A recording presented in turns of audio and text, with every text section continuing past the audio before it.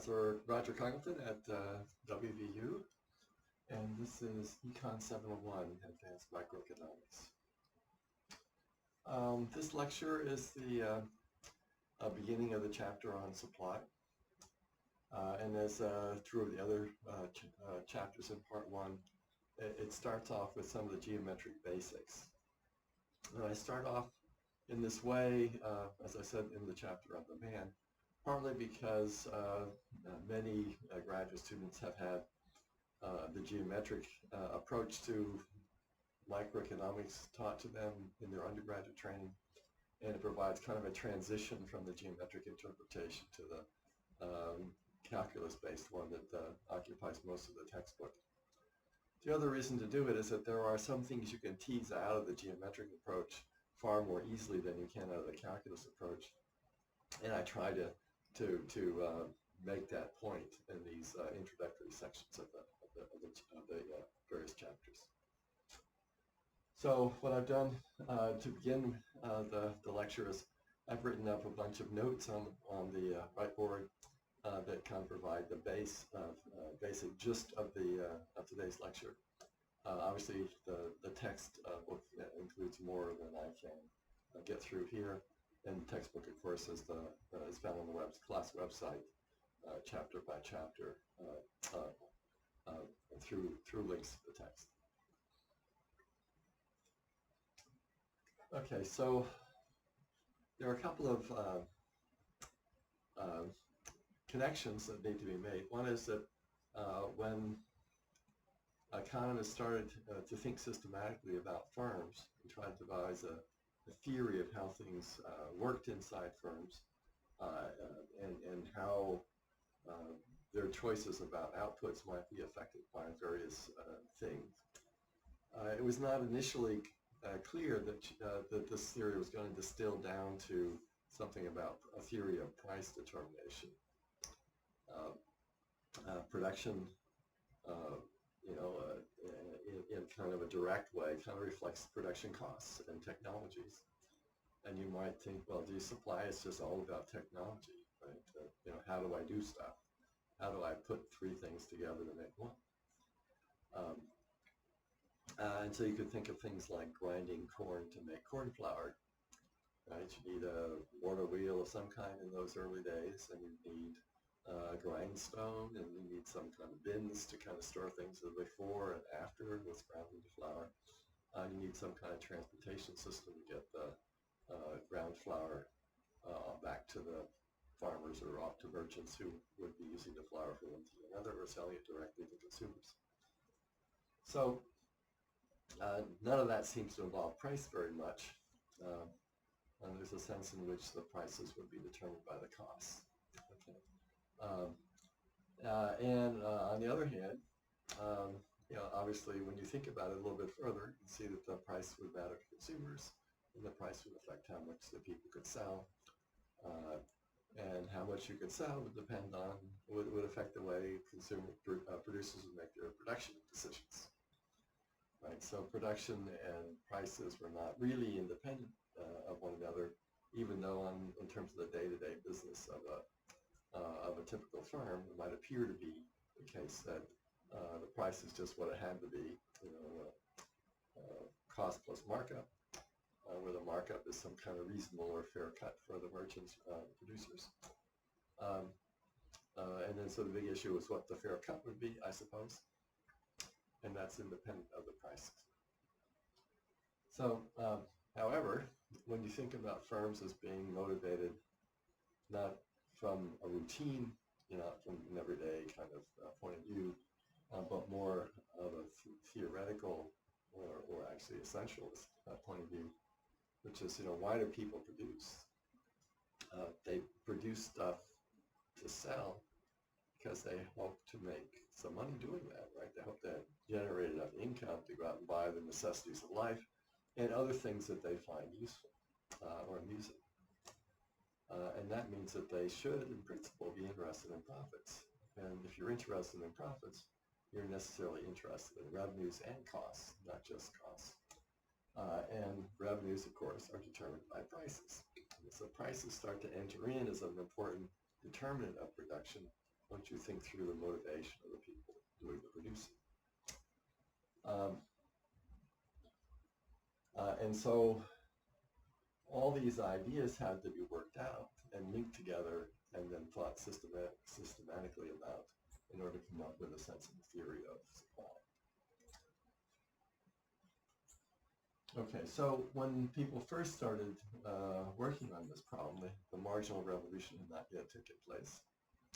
And they were still kind of wrestling with how to deal with the issue of cost. And to a significant degree, they were they were really thinking more about average cost than marginal cost. And so, as the insights added by the marginal approach came to be internalized in the work more or less after the middle of the 19th century, it started to become obvious that marginal cost was important, because if you wrote down a simple profit maximization problem as a calculus problem, first derivative pointed directly to marginal cost, right? It'll point you to an output level where marginal cost equals marginal revenue. And I believe that although I'm not positive about this, that this idea emerged first from the calculus and then went to the geometry. Although both methods were kind of being worked out at roughly the same time in the second half of the 19th century. And so I drew a diagram here of a marginal cost curve for a production function that has some economies of scale in the beginning, and then has diminishing marginal returns after some point. Now when I draw these types of diagrams, I usually assume that these early costs are kind of not enormous, and that mostly it's the input prices that drive and the scale of production that affect the shape of the marginal cost curve. But the diminishing marginal returns plays an important role in this. So a typical case that I imagine is P1. P1 is the selling price. So if you can sell as much as you want to at price P1, where P1 is sort of the prevailing market price, then your marginal revenue curve is a horizontal line equal to that price. And if you want to maximize profit, you should go out to where marginal revenue equals marginal cost. Now notice that even if a merchant does not know anything about marginal cost or marginal revenue, but he is actually pretty successful at maximizing profit, then it has to be the case that what that merchant has done, that what that producer has done, is set marginal revenue equal to marginal cost, because that's a property of maximizing profit. Whenever the quantities can be varied quite easily and are more or less a continuum. In that case, the profit realized, or the net revenue realized, is this area here, the one I labeled pi. And that's basically the area between the marginal revenue and marginal cost curve. You can get total revenue by taking the area underneath the marginal revenue curve, and you get total cost, or more precisely, total variable cost by taking the area underneath the marginal cost curve. And the difference between those is net revenue. And we'll talk a little bit more about whether net revenue should be called profit or not. I think it's common English to think of it as profit, and so mostly in this course, when I say profit, I usually mean net revenue. Some economists mean something else, meaning earnings above the ordinary rate of return for a commercial enterprise of this type, which really restricts the notion, makes it very cumbersome to use, and in practice makes it something you can never really know whether someone's making a profit or not, because it's got to be excess over some other kind of common profit rate. Okay, and the idea that they have in their head is not silly. It just basically says that, well, some entrepreneurs could choose to go into several different fields, and they would choose the one where the profit rates were highest. And eventually that would cause the profit rates in that field to go down, and the ones at the low end would tend to rise. And so the rates of return across different investments would equalize through time. And if the person's just making the ordinary rate of return, this fair markup I mentioned before, then maybe that shouldn't be considered profit in the sense of some kind of evil, excessive return on the person's investment or efforts. For my purposes, I just want to call net revenues profit because that's the way it's used in English for the most part, and also the way it's used in many accounting systems. And so it just makes it easier to communicate and removes a lot of ambiguity. And we can talk about whether profit rates of return, profit levels, net revenue levels all equalize in the long run or not later. And there's sort of different stories in which we'll get to later in this lecture about that. Okay, so if you come back to this diagram, you can see that along this section here, where the marginal cost curve is upward sloping and the marginal revenue curve is initially above the marginal cost, it intersects the marginal cost curve just once. It will turn out that the various points that maximize profits will be the place where that price line crosses the marginal revenue curve. And each one of those points will be a point on the supply curve. Remember, the supply curve is just kind of like a demand curve. The essential feature of a supply curve is it goes from price into output. You tell me a price, I'll tell you an output. Well, the output is the prime max output at price P. So you tell me a price, I can go over here find the output by just running down from the marginal cost curve to Q star, because it's the intersection of the marginal revenue curve and the marginal cost curve that determines profit maximizing output. And that's true until you get down into this range, where the price line will intersect the marginal cost curve more than once. Right, so in this range, like P2 would intersect the marginal cost curve twice. And I've chosen P2 in principle so that area 1 is the same as area 2. And if I've done that correctly, then we'll turn out that profit at Q min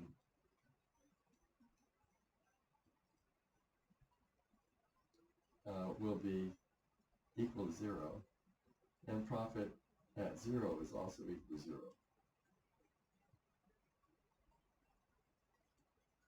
Right, where profit, again, I'm using the term as net revenue. Now, what's interesting about that is geometrically, is if price goes up a little bit, then area 2, which is an area of gain, where revenue is higher than cost, will increase. And this area of loss, where marginal cost is above marginal revenue, this area 1 will tend to diminish. And that means profits will be greater than 0 out here along these sorts of intersections, these sorts of points, compared to back here at 0. And you'll switch from 0 out to these positive outputs. If you lower the price at all, then this area gain, area 2, shrinks, this area of loss increases, and you will lose money at intersections out here, like those down here. Okay, and so you're better off at 0. And notice that if you take this first intersection, you're bearing a loss. You'll lose money altogether, so you would never produce at that first intersection. So it's only the 0 point and the second intersection that attract the interest of firms. Right, so if you just wrote the calculus for this down, you would have both these points, and you would not be paying attention to the 0 possibility. And you'd always be better off out here than out in back here if you, could figure out if this were an objective or a concrete functional form. You could test that.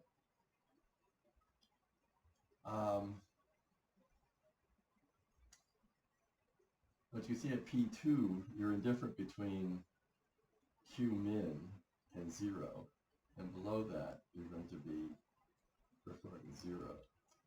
So this Q min is the shutdown point of the business. Price falls below P2, the firm won't produce a positive output, because to produce a positive output would be to lose money, to have negative profits. Now you can tell stories about why a firm might nonetheless produce in that range, but that implies kind of a long-run perspective rather than a short-run perspective, and I want to deal with that issue separately. All right, so this type of calculation still shows that the supply curve is for the most part drawn, it's entirely drawn from the marginal cost curve, and it's drawn from all the points on the marginal cost curve that can be profit maximizing points. All right, so it's not necessarily the entire marginal cost curve that winds up in the supply function, but most of it usually is, and all the points that that are potentially profit maximizing ones wind up on the supply function itself. Now, at the level of the firm, there's really not much difference between a long run and a short run cost. The only difference that you have is that in the short run, the firm cannot control all the factors of production. Some of them are, in a sense, fixed. Like if you buy a water wheel and a rhinestone and so forth, your capacity is fixed. And you can add labor to man the equipment, and it will allow you to increase the output a little bit. You can run it 24 hours a day instead of 8 hours a day or 4 hours a day or something of that sort, which will clearly increase the output. But there are limits on what you can do, so you tend to get these diminishing returns fairly rapidly in that case. In the long run, you could in principle change the size of your plant, change the size of your mill, make it larger or smaller, add subunits and so on, and increase the capacity that way, along with changing the inputs that are very easy to adjust. So that means that in the long run, the marginal cost curve tends to be lower than it would be in the short run, because there are more things you can do to keep the costs down for any given level of output that you might be thinking about producing. On the other hand, the logic remains exactly what I've drawn here, as long as you're trying to maximize profits in the short run or in the long run. Right? So the only difference really would be you would add letters like LR right there on the long run, make it the long run marginal cost, or you can make it the short run marginal cost. Okay, however, if you're only interested in maximizing long run profits, then the problem becomes more complicated, and more complicated than I want to deal with here, and certainly more complicated than it's usually modeled in textbooks. And I'll save that for a later chapter when dealing with uncertainty.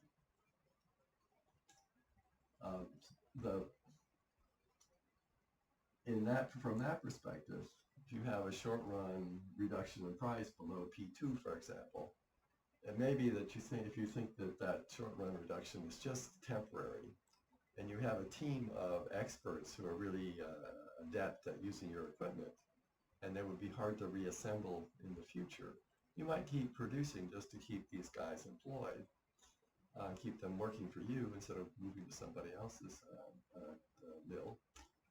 And that would benefit you in the long run, because you expect the price to go back up, and you'll make enough money then to make up for the losses you paid and bore in the period where these guys were not producing as much as they cost in wages.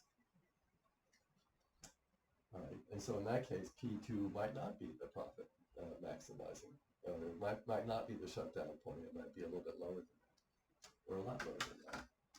But that's a different type of model, right? It's one that involves some kind of specialization in the input structure, and in the usual neoclassical model, there's not this type of firm-specific human capital that accumulates. Labor is all the same, capital is all the same, and the effort is just to model sort of the essential driving force behind output levels, and eventually market prices, and try to keep the logical structure as tight and lean as possible. Okay, all these other factors can be taken into account, but they alter the theory to some degree, and in some cases change it quite a bit.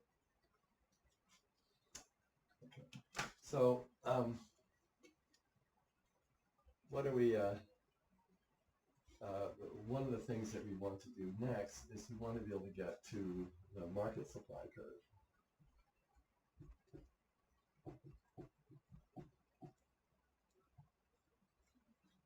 Okay, so when we did the, let's go through. When we talked about market demand, we assumed that there's a finite number of consumers in the market, and we would just find all those people, all those consumers and potential consumers, and we just add up all the demand curves for basically vary the price, see how much each person would buy, vary the price, see how much each person would buy, add up those amounts and plot the result. And in principle, you can do the same thing for supply. If there's a finite number of potential suppliers, then you can kind of call out a price, find out how much each supplier will produce, add up those amounts, plot price and that total, and do that for every price that's feasible in that market, and that will trace out a supply curve. Now, if those supply curves vary, okay, because the firms use slightly different productions, they have different locations, they have teams of laborers with somewhat different capacities, then you're in something that I call a Ricardian type of model. Right? In a Ricardian model, it may well be the case that there's the typical number of firms in a market is not trivial, but not infinite, and therefore you can do this kind of addition process in the same manner that we did for the demand side of the market. And within that structure, all the firms but the last firm to enter the market, as opposed to remain in the market, earn positive profits. Right? And the amount of profit is going to vary by firm because of their different marginal cost curves. Right? This is especially true if you think of something like recovering oil. Right? It's an exaggeration, but in some parts of Texas and in Saudi Arabia, you can just take a pipe and go, that's, you really can't do that, but just imagine it. And out comes the oil. Right? So the cost of recovery in that sort of environment is really pretty cheap. In places like the Gulf of Mexico, where you have to drill a hole a mile or two down in the water and recover the pipe, get the oil to come up the pipe and so forth without leakage, it's just a lot more complicated. You can't just put your equipment there. It has to float, it has to be anchored. It's a mess. And then imagine doing it in the Arctic Ocean, where you have to deal with ice and all this kind of stuff. You can see that the problem gets more complicated in some places than in others. They're all producing oil for the world market. It's clear that the Saudi Arabian recovery costs are much lower than the ones in the Arctic and in places where the oil is really far down under the ground. And so naturally, the low-cost producers earn profits that the high-cost producers don't realize. And the same thing happens on a smaller scale for most types of industries. Some farmland is more fertile than others, some's closer to market than others, some has better weather than others, and all those things affect the cost of getting crops out of a piece of land.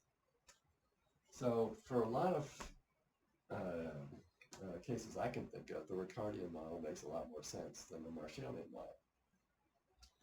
The Marshallian model is the one that dominates textbooks, though. And I guess it may be partly because Marshall wrote the first decent textbook in the neoclassical universe.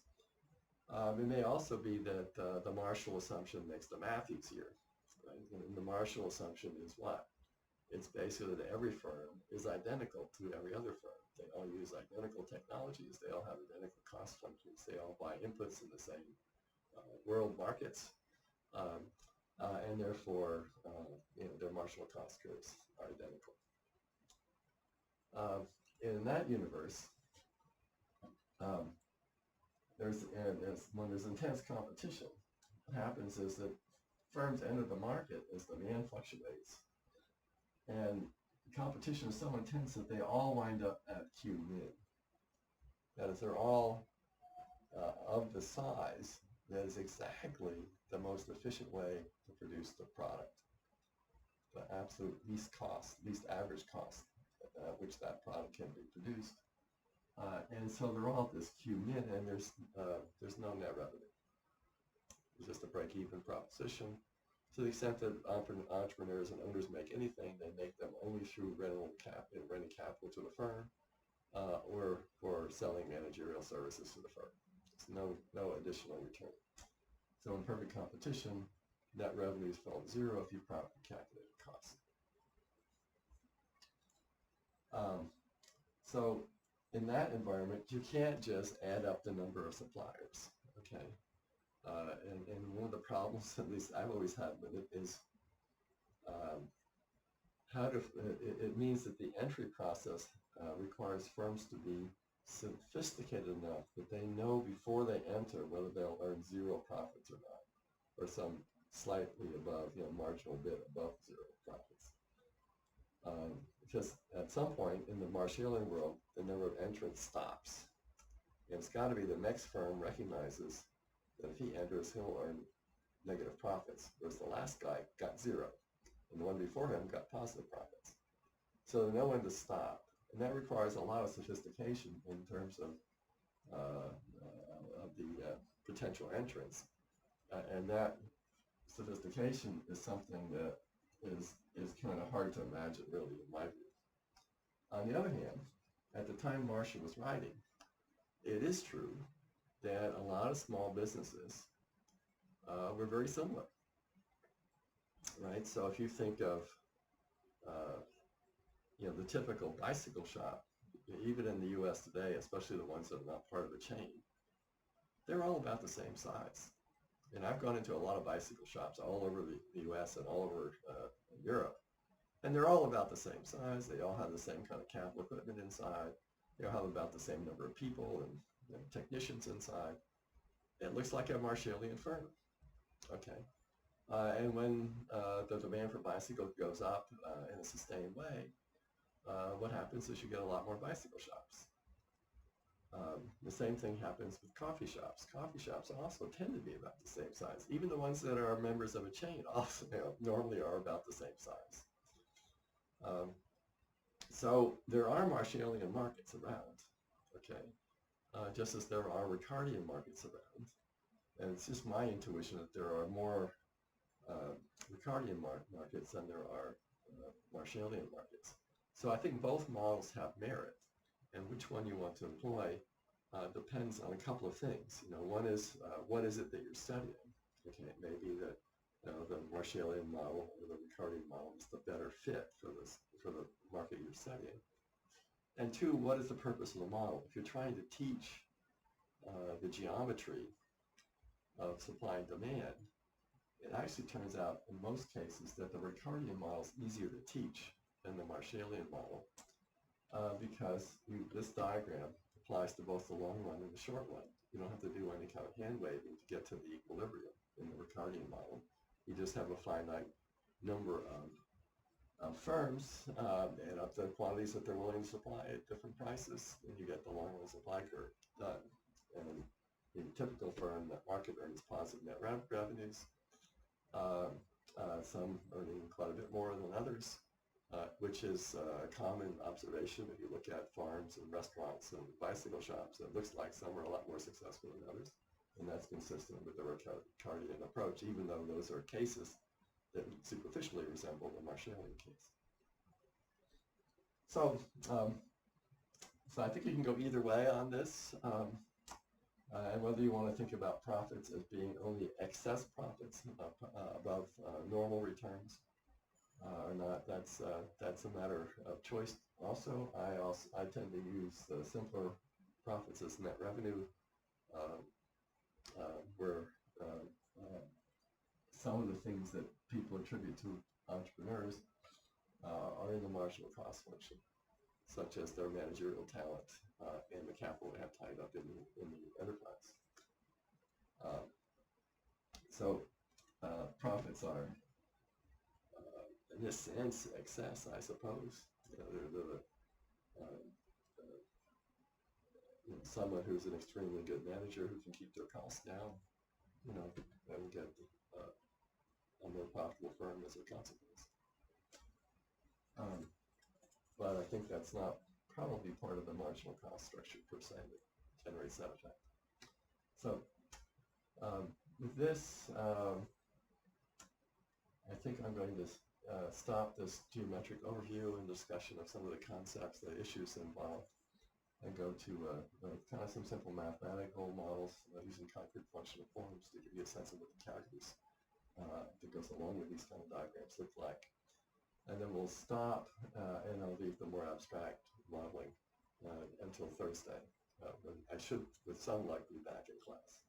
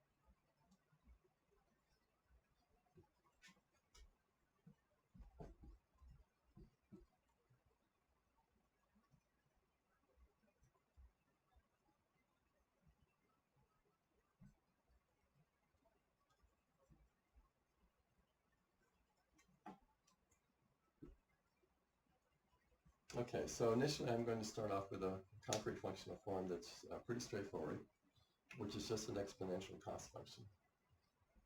And I want the cost function to be upward sloping. I want it to have, in effect, the influence of diminishing marginal returns on costs included in the functional shape. And for this, for that to be true of this exponential function, b has to be greater than 1, and a has to be some constant greater than 1, right? Otherwise, you don't get a positive output.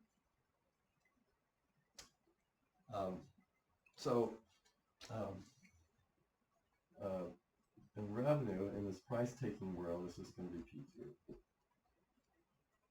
So profit is then just revenue minus cost, and that's going to be PQ minus AQ to the B. Right, so it's a fairly simple profit maximization problem.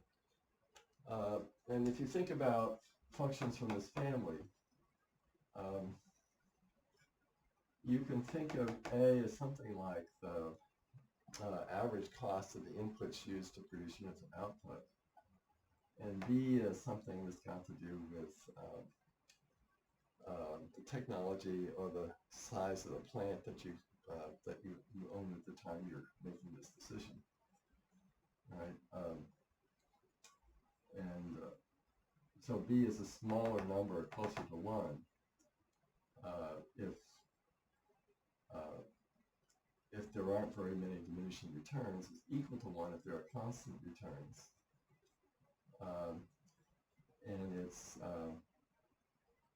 less than 1 if there are if there are increasing returns over the whole range. If there are increasing returns over the whole range, though, that means that a single firm can more efficiently provide a market's output than any combination of small firms, which implies that market structure tends to be a natural monopoly, and so it doesn't fit this Marshallian competitive model, nor a Ricardian competitive model. So we're going to rule that case out by assuming that D is always greater than 1. Okay, so at the firm level, we're going to do d pi to q equals p minus a b q to the b minus 1, 0. Price is marginal revenue, as in the diagram, and this term here is marginal cost, a b q to the b minus 1. So this is another one of those cases where, to maximize net benefit, in this case one called profit, we want to set marginal benefit, which is what price is for the firm, equal to marginal cost, which is what this term is for the firm in the case when its cost function is an exponential function like that.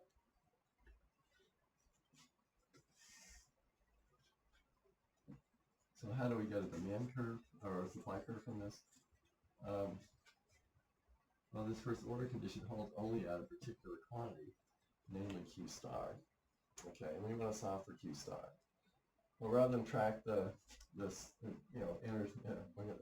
rather than insert the Q star everywhere, I'm just going to I'm going to solve for Q. But it will be the Q that happens to cause marginal revenue to be equal to marginal cost. And so this one's not too bad to solve. Right, we can write the a, b, q to the b minus 1 equal to p, right? Just add this term across, and just reversing it because I want to put the q on the left. And then we can write qb to the minus 1 is equal to p over ab, just doing some algebra now. And now we're going to take the q to the b minus 1 over b minus the first root, and that would be p over ab 1 over the b minus 1 root, and that would be q equals p over ab to the 1 over b minus 1 root. And that will be the supply function.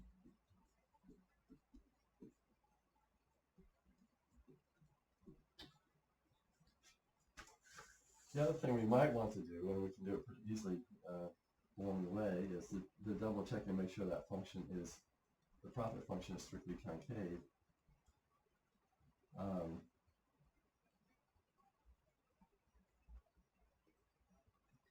And we just take the root of that, and it would be b minus 1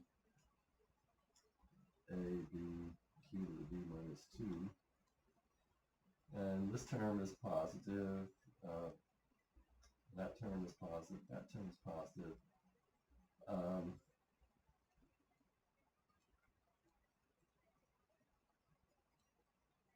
And that term is positive, but there's a minus sign out in front of it, which I left off. So the whole thing is less than 0. So pi is strictly concave. Okay, and that kind of shows up over here. There's only one clear solution to the problem. In some cases, this odd root, like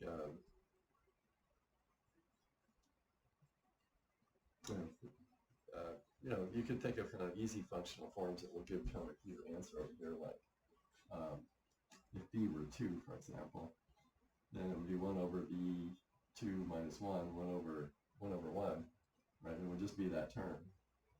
I would imply that the idea of quantity is just price divided by a times b.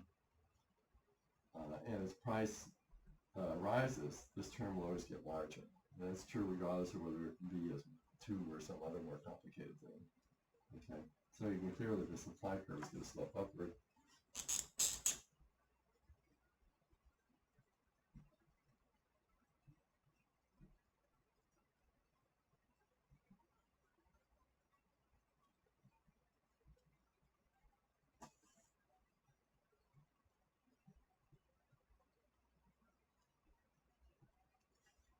since P is in the numerator.